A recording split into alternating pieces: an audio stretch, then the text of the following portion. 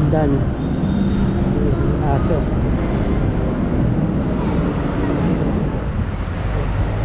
Malinis. Nakaangat pa yung mga iba. Hindi pwede sa mga niyan, mga Japanese na niyan, contractors. Ito yung gagawing halal na town center. Tinanggalan nila yung nakaharang na mga potted plants. Bumalik ulit tayo dito sa Pelle de la Industria sa Maynila. Mag-update ulit tayo ng Pasig River Esplanade. Dito wala rin puno sa side na to, kaya sobrang init din, pero malapad naman yung sidewalk. Tingnan muna natin tong gilid. Ayan, yung beaver box. Dumi pa dito. Mga ano pa, no? Mga basura pa, mga burak. Hindi pa ito nahakot. Naging ano na siya, naging isla na sa gilid.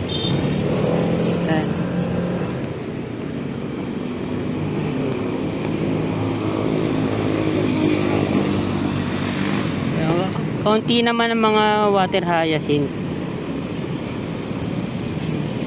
Pwede pang ayusin to. Inside na to, no, mga kabayan. Ay, di pa na mumulaklak yung mga ano doon, eh, fire tree. Wala pa. Tingnan na natin yung paglilinis ng pader ng Intramuros historical wall. Ito malinis na, lalong gumanda.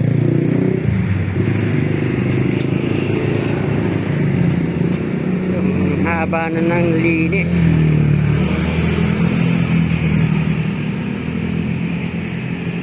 Abot na dun.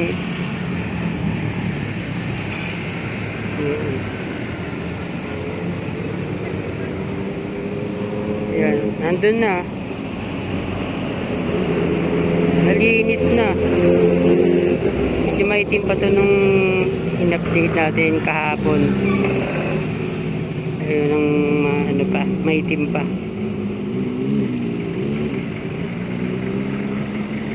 Yung ano doon, may viewing deck. Pa. Wala pa ang construction. Bagong phase. Tapos yung mga bahay.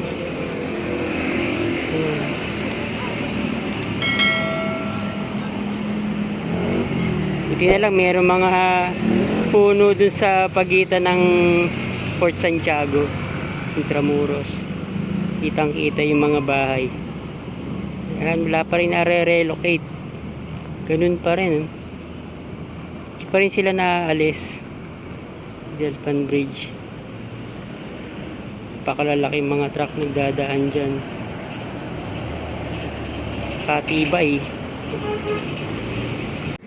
Ito yung mga hindi nakikita ng mga turista, mga gilid. Pero dala kung mga turista, mga namamasyal at pupunta dito sa Pelle de la Industria, mag-explore, makikita nila to. Wala naman yung mga ano, mga dito mga homeless, kumonti na. Doon dumami papuntang Delpan Bridge. Ang katutak uli yung mga ano doon, mga barong-barong, mga street dwellers.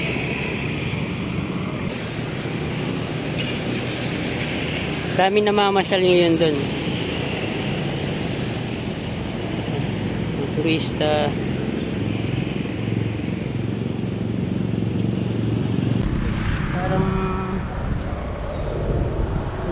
substandard yung pagkalagay ng poste ng ilaw. Kaya hindi masyadong maayos. Ba, nandito yung mga poste ng kuryente, poles. Ito tayo sa ramp.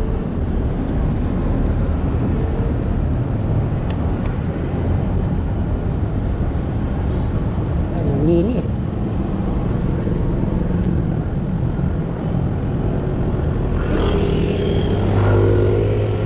Ganda rin ang view dito ng Binondo. Puro mga buildings. Naging na rin to, paboritong tulay para sa mga commercial. Walang harang, hindi tayo makalapit. Linis.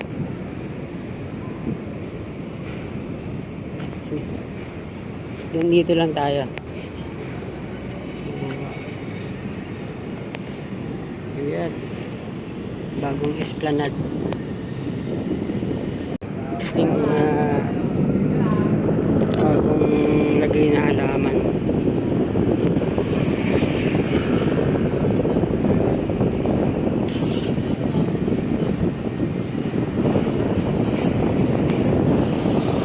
Medyo kumunti na yung mga gumagawa.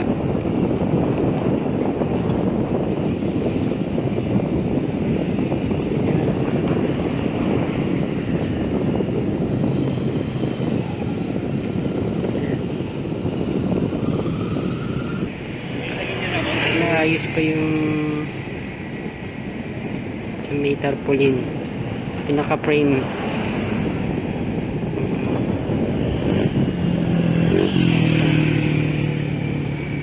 Wala pang mga lamesa, mga upuan, garbage bins, wala pa. Kaya itong mga inilagay, mga namumulaklak.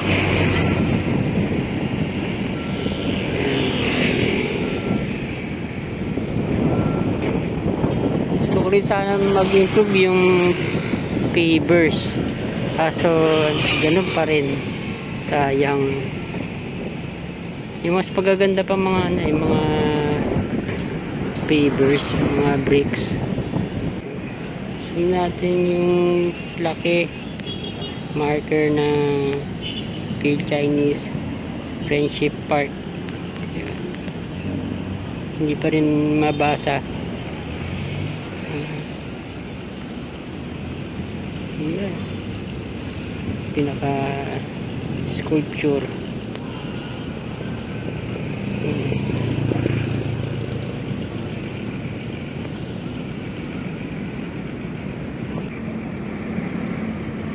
May ano dito, may 6 na food stalls. Ano nga, ang liit nga. May stransa. Ito yung pinakamalaking parkingan. Open parking dito sa Intramuros, Port Santiago, Pasig River. Hindi na siya masyadong maitim. Ganda-ganda na talaga yung kulay. Kunti lang ang mga water hyacinths. Paiba-iba pa rin, pero mas madalas ng mas maayos, mas malinaw yung tubig.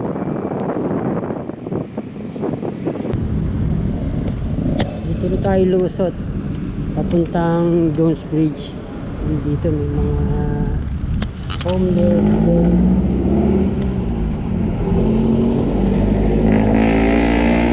Yung area na to lagi mapanghe. Jones Bridge. Sana mapaganda rin nila tong parte na to. Nakita ako dito.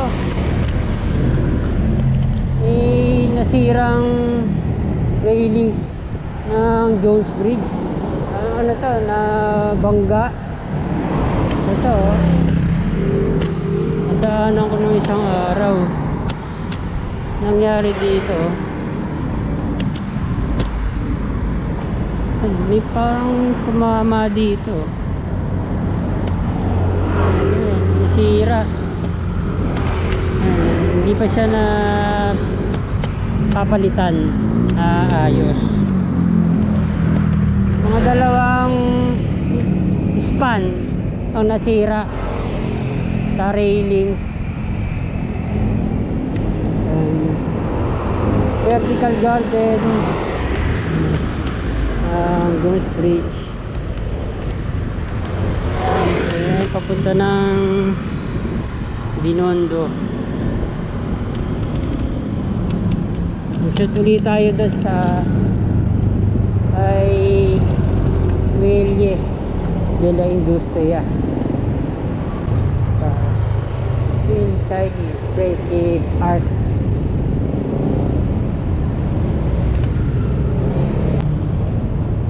Savory nagsarado na. Savory na restaurant.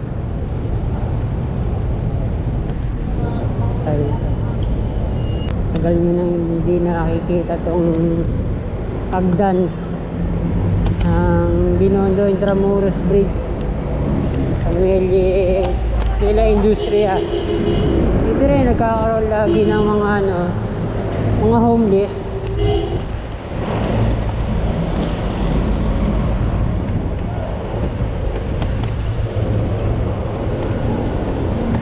Ito pa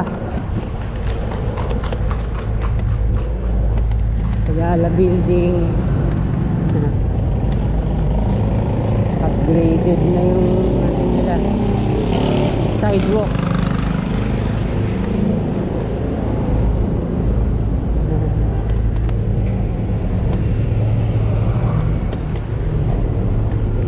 Sabi sila sira rin kalsada dito.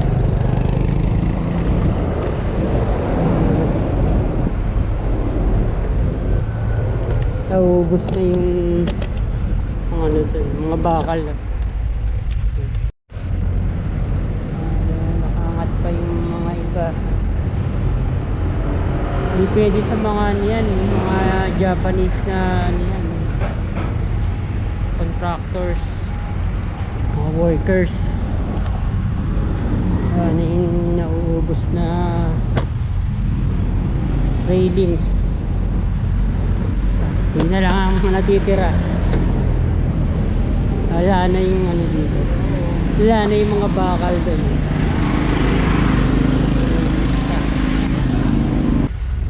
El Hogar. Dito pa rin. Hindi siya talaga nire-rehab, nire-restore. Buti pa yung Ayala building.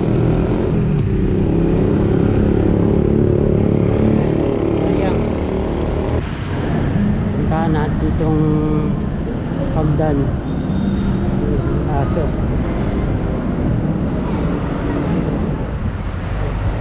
Ang init. Palagi nagkakaroon ng mga nakatambay ng mga bata, mga natutulog.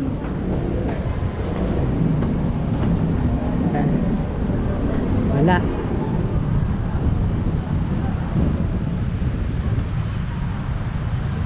Mga rin, mga nang-hold up din dito.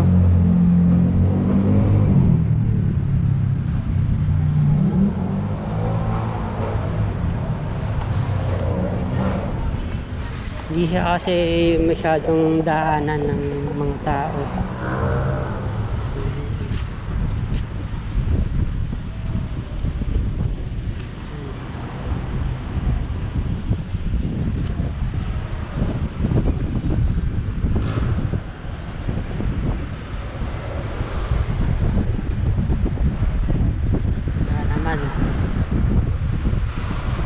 Paggabi to, Nag-iiba na.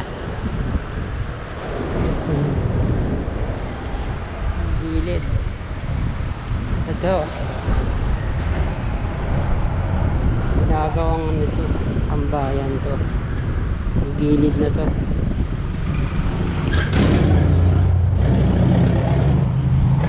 Wow. Basura pa. Dumi pa pala dito.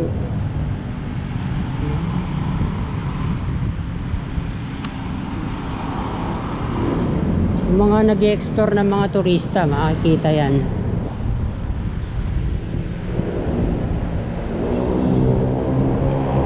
Ito. Tambayan. Mga sumusulpot na mga ano dyan, mga bata, mga tao. Nagkaroon siya ng ano ng isla.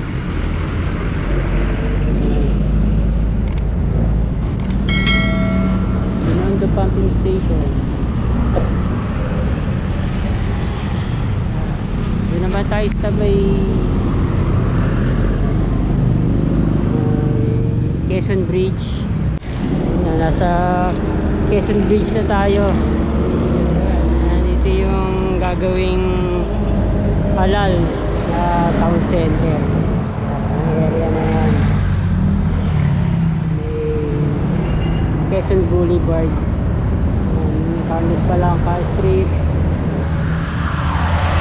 Tingnan natin yung ginigiba dito.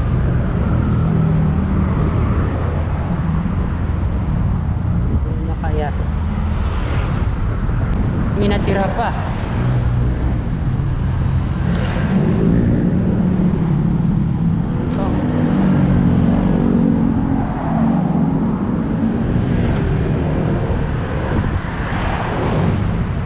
Saan kaya? May bahay pa dyan sa gilid.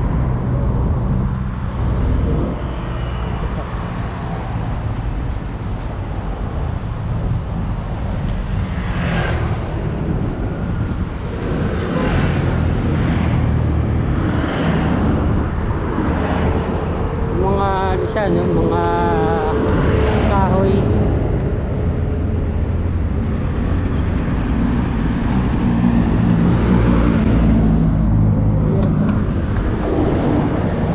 Nitong hindi ko alam ang pangalan nito.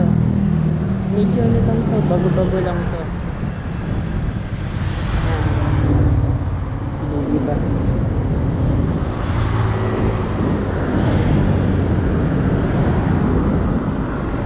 Nakapaglagay ng mga bahay sa ano, sa gilid. Wala siyang ano, no? Wala siyang setback.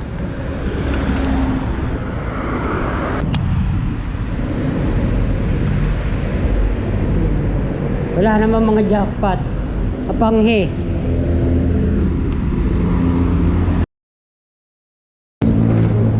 Saan na rin natin to.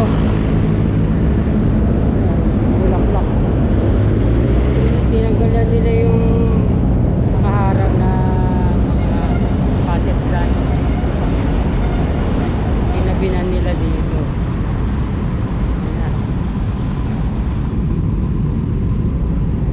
Thank you for watching po ulit. Kabayan. Nandito pa rin yung mga food stalls.